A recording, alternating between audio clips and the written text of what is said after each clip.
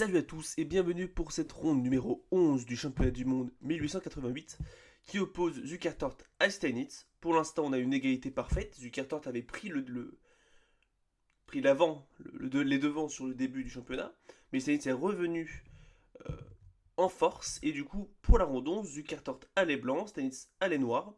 Et on commence la deuxième moitié du championnat. Et Zukertort répond une surprise déjà au premier coup. Il avait joué D4 tout le championnat, mais ici il répond il commence par E4. Un coup qu'il n'a pas l'habitude de jouer, du coup il joue surtout D4 de ce qu'on a vu durant ce championnat. Et Steinitz va répondre du coup E5, cavalier F3 et cavalier C6. On a vraiment la ligne principale de E4, E5. Ici, Steinitz avec les blancs, donc on a eu plus cette position avec Steinitz qui avait les blancs. Il jouait plutôt l'écossaise et l'espagnol. Mais du coup, ici, Zukertort va répondre la 3 cavalier avec cavalier C3. Donc une ouverture plus stable et plus positionnelle, hein, parfaitement jouable. Une ouverture que je conseille aux grands débutants qui souhaitent avoir une ouverture facile. Et les noirs répondent avec cavalier F6, la 4 cavalier. Donc vraiment, ouverture hyper logique. Les 4 cavaliers sont sortis. Et Zukertort doit faire un choix ici. Il y a 3 variantes principales dans cette variante. Il y a l'espagnol, enfin, la variante espagnole de la 4 cavaliers, l'italienne et l'écossaise. Et Zukertort va ici décider de jouer la variante espagnole avec fou B5. Donc l'idée étant d'attaquer le cavalier. Et peut-être au bon moment, après le petit roc, jouer fou prend cavalier, suivi de cavalier prend pion. Et en réalité, la position est sous pression. Stanis doit maintenant faire un choix. Deux coups principaux, soit cavalier D4, que je ne vais pas amplifier. Il préfère plutôt jouer l'autre ligne principale, fou B4, la double espagnole. Double Spanish en anglais, mais double espagnol. Donc l'idée étant de simplement copier les blancs, faire de même, attaquer le cavalier pour peut-être avoir pression sur le pion E4, libérer le roc, et du coup on verra ensuite ce qui se passe. Petit roc, donc du coup au cas où fou prend ne marche pas, hein, il y a D prend, cavalier prend, dame E7, attaque le cavalier, F4, suivi de simplement prise du cavalier et cavalier prend E4, et il n'y a simplement aucun désavantage pour les noirs.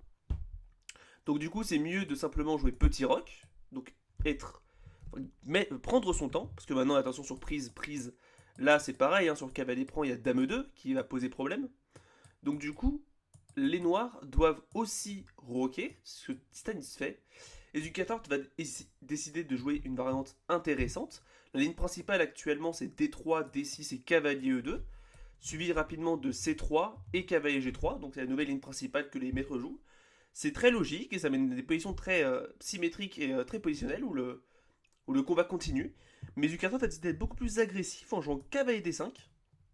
Coup très intéressant pour mettre pression sur le fou, mettre pression sur le cavalier. Et ici, Stanis doit répondre très très précisément. Au cas où, il ne peut pas prendre le pion gratuit entre guillemets à cause de fou prend cavalier, qui déconnecte la défense du fou du cavalier sur le fou. Donc le fou en B4 va être en l'air et Stanis perd une pièce. Donc il va plutôt décider de prendre le cavalier, c'est le meilleur coup. Et après, E prend D5, il va jouer E4. Donc ça, c'est ce qu'on appelle la contre-attaque Gunsberg. C'est la pointe que Stanis a trouvée qui lui permet de prendre l'initiative dans cette position. En fait, les blancs doivent faire un choix. Est-ce qu'ils acceptent l'échange massif ou est-ce qu'ils replient le cavalier passivement? Ici, Zukertort va décider de prendre le cavalier, donc d'accepter l'échange massif. Il aurait pu simplement jouer cavalier E1. En fait, l'idée de cavalier E1, donc c'est intéressant, ce serait une nouveauté, ça n'a jamais été joué chez les maîtres, c'est de rapidement jouer peut-être C3D4, mais surtout F4. C'est-à-dire un coup qui peut paraître affaiblissant, mais le but c'est que si les noirs prennent, on peut simplement développer notre cavalier sur la case F3. Donc c'est intéressant. Zukertort décide donc de jouer D prend C, et ici après E prend F forcé, Zukertort doit être vigilant. Ici en réalité on est obligé de reprendre de la dame. Si on prend le pion B7, après fou prend B7, le problème c'est que du coup, les noirs ont beaucoup d'attaques après dame G5, le fou et le pion qui se mêlent à l'attaque du pion G2. C'est très très compliqué pour les blancs de s'en sortir et en réalité ils sont complètement perdants. C prend D7 n'est pas vraiment mieux, il y a simplement F prend G2 qui attaque. Ici attention, hein, prendre n'est pas vraiment intéressant, il y a dame G5, G5 échec qui fait en fait une fourchette sur les pièces, roi H1, dame prend B5, D prend C8 dame, et du coup, tour A prend C8. Et les noirs ont juste une très bonne position avec les pions qui vont filer ici. Et surtout, en fait, regardez le roi des blancs Et lorsque ce pion est très affaibli, le fou manque d'activité, les noirs ont un avantage certain. Donc du coup, Zukertort se rend compte de ça, il va simplement prendre le pion F3 de la dame, et déprend ses 6 jeux par Stanis. Donc on a vraiment une variante très typique, où du coup, les blancs vont devoir bouger leur fou. Donc c'est vraiment, pour l'instant, les coups sont très humains. Ici, Zukertort va répondre avec fou D3, qui est très logique, le coup humain selon moi, ça bloque l'attaque de la dame et ça met peut-être pression sur le roc. Ici, l'ordinateur propose fou C4 avec des lignes très complexes, mais je ne vais pas rentrer dans les détails. Si vous voulez les détails, il y a le lien de l'étude dans la description. Du coup, fou D3. Les blancs viennent mettre pression sur le pion et bloquer la vue de la dame. Ici, Steinitz va faire un coup très logique. Il aurait pu simplement développer son fou en E6, peut-être jouer H6, mais il va essayer de se dire c'est quoi ma pire pièce. C'est important de se dire ça des fois en partie quand on sait pas trop quoi faire. Trouver sa pire pièce et l'améliorer. Ok, ce fou il est un peu affaibli, il est un peu passif, il fait pas grand chose, il n'est pas encore développé, mais il a quand même une bonne diagonale. Quand on compare ça à l'autre fou, qui lui est un peu faible, ici il ne fait pas grand chose, il est susceptible à des attaques, on se dit que la pire pièce c'est probablement le fou B7 en réalité, le fou B4. Donc ici Stanis va simplement décider de le remettre en D6, donc améliorer sa pire pièce, et ensuite on verra pour améliorer le fou pour continuer le développement. Donc intéressant de la part de Stanitz, selon moi c'est un coup qui est très logique, moi j'aurais probablement bougé simplement mon fou de manière systématique, et du coup Stanitz, j'aime bien sa créativité, parce que du coup il a permis, il a trouvé ce coup qui est très intéressant.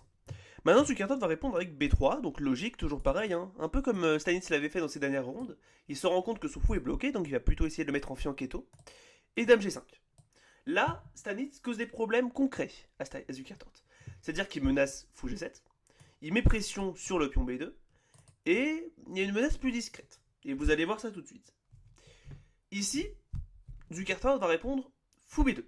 Un coup très osé, mais qui en réalité est très humain en connaissant la menace. Donc il est temps de mettre en place le fou, mais surtout contrôler la case E5. C'est-à-dire qu'au cas où, le coup qui paraît humain, quand on a vu que fou G4 est une menace, c'est peut-être de répondre H3 pour défendre. Mais ici, Stanis avait une magnifique pointe, c'est-à-dire Dame E5. Un magnifique coup qui attaque la tour, mais qui menace aussi le mat. Donc, malheureusement, Zukertort est obligé de défendre probablement avec G3, et il perd la tour derrière, c'est très mauvais. Mais du coup, le meilleur coup aurait probablement été Dame E3.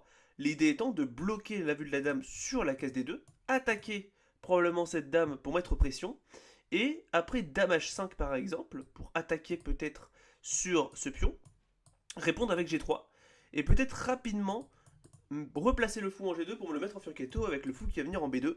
C'est intéressant et c'est quand même compliqué à voir évidemment, mais ça aurait été probablement le meilleur essai qu'avait Zukertort dans cette position pour tenter de tenir la position. Fou B2 est un peu plus logique, donc du coup on contrôle la case E5, mais si c'est intentionnel, d'accord, mais est-ce vraiment une gaffe? Est-ce intentionnel? On ne sait pas. En réalité, ça perd le pion B2. Donc Stanis le prend, et ici après fou C1, Zukertort revient en arrière, mais on voit pas vraiment pourquoi Zukertort a commencé par aller en B2 en réalité. On voit pas trop ce qu'il a fait. Et du coup, ici, il va devoir quand même compenser, il va devoir prouver ses compensations à Steinitz, et c'est loin d'être aisé. Dame A5 joué par Steinitz, donc il replace sa dame en sécurité. Et fou F4, Zukertort améliore ses pièces, et si jamais Steinitz prend, ça améliore sa dame. Donc, fou aussi joué par Steinitz. Tour E8 être un poil plus précis, mais c'est très jouable, fou aussi évidemment. Tour AE1, tour FE8, pour l'instant les deux côtés se développent. Tour E3, vise un doublement des tours. Et fou D5. Là, ici, attention, petite imprécision. Là, il faut être vraiment très très vigilant avec les blancs, parce que si on ne fait rien, les noirs pourront prendre le pion. D'ailleurs, au cas où prendre le pion était un meilleur coup ici, hein, simplement prendre le pion et avoir 2 pions de plus. Le fou gardant tous ses rôles défensifs, surtout de la case H3. Mais du coup, ici, ça autorise un magnifique sacrifice que Zukertort va jouer. Ici, Zukertort joue le magnifique coup très très créatif et très critique. Fou prend H7, échec. Il sacrifie son fou pour ensuite jouer Dame H5 échec. Et c'est pour ça que fou D5 est un peu faible en réalité, c'est parce que ça bloque la dame. Et le fou perd le contrôle de la case H3, ce qui fait en sorte qu'après roi G8, il y a tour H3. Et là maintenant, il y a une menace de mat, par exemple, sur H8. Et il y a quand même une énorme attaque qui commence à se faire. Zukertort a une pièce de moins. Mais on se demande comment Stanis va s'en sortir. Ici, plusieurs choix. Par exemple, roi F8, prise C4 est une approche. Les noirs auraient été probablement légèrement mieux humainement parlant, mais du coup, ils regagnent la pièce, Zukertort. Donc ça part sur une finale très complexe, de pièces lourdes. Mais Stanis a préféré jouer F6, donc pour contrôler un peu plus les cases, peut-être se libérer la case F7. Et ici, Zukertort va faire une erreur. Une gaffe, mais selon l'ordinateur. Je vous invite à un peu ignorer cette gaffe et essayer d'analyser la position et voir comment vous défendriez face à Zukertort. Il joue ici Dame H7, qui est très logique. Le but étant de venir simplement bouger la dame, mettre échec et après essayer de bénéficier pour l'attaque. Donc ici, Stanis doit être très très vigilant. Ici, au cas où, hein, le meilleur cours est encore une fois été de prendre le fou et de jouer C4 pour rapidement venir regagner le fou. Mais encore une fois, les finales sont mieux pour les noirs, mais c'est sauvable sur l'ordinateur. Donc Dame H4. Stanis répond Roi F4, Roi F7, c'est pour moi. Dame H5 échec. Roi F8. Et là maintenant, les noirs réussissent à sortir.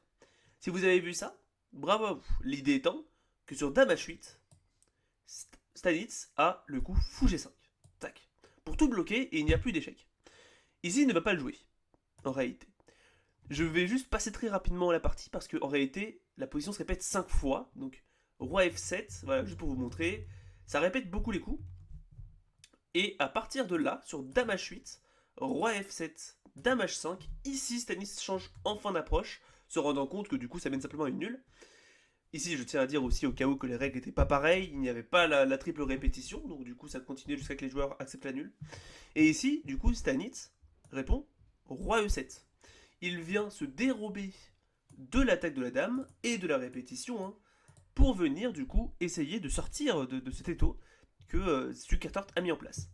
Tour E8, Zukertort, lui logique, il essaie de continuer l'attaque. Roi F8. Stanis se rend compte qu'évidemment il ne peut pas partir de ce côté, hein, parce que du coup il aurait simplement Dame prend échec et mat. Et venir ici semble assez quand même dangereux à cause de coups comme par exemple Dame F5. Même si c'est probablement encore jouable. Donc Roi F8. Dame H8, toujours pareil, hein. Zukertort tente tant bien que mal de tenir quelque chose. Ici au cas où Fou prend et C4 ne marche plus, hein. Ici le problème c'est qu'il y a Tour prend E3, F prend E3 et Dame C3, intéressant. Donc casse le clouage et après Pion prend, il y a Dame prend échec. Suivi rapidement, après Roi H1, de simplement Tour E8. Et les noirs finissent avec un pion de plus, et une énorme attaque sur la colonne, c'est complètement perdant, globalement. Donc, Dame H8. Et là, maintenant, Stanis joue Fou G8. Et là, quand on regarde la position, on se rend compte que le sacrifice était très intéressant pour les blancs. Il y avait de l'attaque, mais ça ne concrétise pas, parce que Stanis a du coup créé, avec le coup F6, une vision du fou pour venir bloquer cet échec de la dame. Et le roi, mine de rien, est extrêmement sécurisé ici. Les cases blanches sont des gruyères, mais le problème c'est que les blancs ont une case noire, hein, donc c'est impossible d'attaquer. Ils ont que la dame qui peut aller sur une case blanche, mais une dame tout seul, ça ne fait rien. Donc ici, malheureusement, Zukertort n'arrive pas à défendre. Ou peut-être que si. Ici, il va jouer Fou H6, un coup qui continue à mettre en place l'attaque, qui attaque tout simplement le pion. Et si tu prends, il y a simplement Dame prend F6, suivi d'une triple répétition. Ici, ça va échanger, ça va échec, échec. Et c'est juste partie nulle. Mais Stanis va répondre avec brillance, Tour E7, pour venir défendre. Ok, il y a Tour prend E7, Roi prend E7 et simplement Dame G7. Mais après Dame G7, donc c'est pas le coup de la partie, il y aurait simplement Fou F7. Et Stanis reste avec sa pièce de plus, et ça ne mène à rien. Tour échec, il y aurait probablement un coup comme peut-être Fou ici. Même pas, Tour échec c'est en prise avec la dame au cas où. Bon. Donc, ça ne marche pas. Pour apprendre E7, du coup, Zukertort préfère simplement prendre du fou, pour essayer peut-être d'attaquer la case F6 et créer quelque chose, on ne sait pas vraiment. Dame F5, joué par Stanis, qui défend simplement son pion. Et après Tour E1, Roi F7, malheureusement, Zukertort n'a plus rien.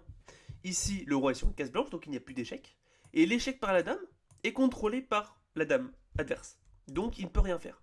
Ici, il va jouer Fou H6, un essai un peu naïf de répondre avec Dame G7.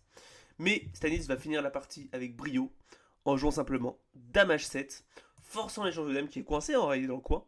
Et sans Dame, Zukertort ne peut rien faire. La partie va très vite se finir avec Dame prend H7 échec, Fou prend H7, C4 A5, Fou E3 C5, Tour D1 et A4. Et ici, Zukertort abandonne, parce qu'il n'y a rien à faire, il y aura simplement A prend B3, suivi de Dame A3, de Tour A3 et simplement Fou prend B3. Il y a aussi des menaces souvent de A prend B3, A prend B3 et Fou C2, qui ferait des fourchettes globalement. Zukertort est complètement perdant. Donc Stanitz prend enfin l'avantage sur Zukertort. Il est à présent à 6-5. Donc ça va continuer comme ça pour la suite du championnat. On va voir si jamais Stanitz continue à gagner ou s'il perd son avantage. Je vous dis à bientôt pour la ronde numéro 12. C'est Dragon Alpin. Tchuss.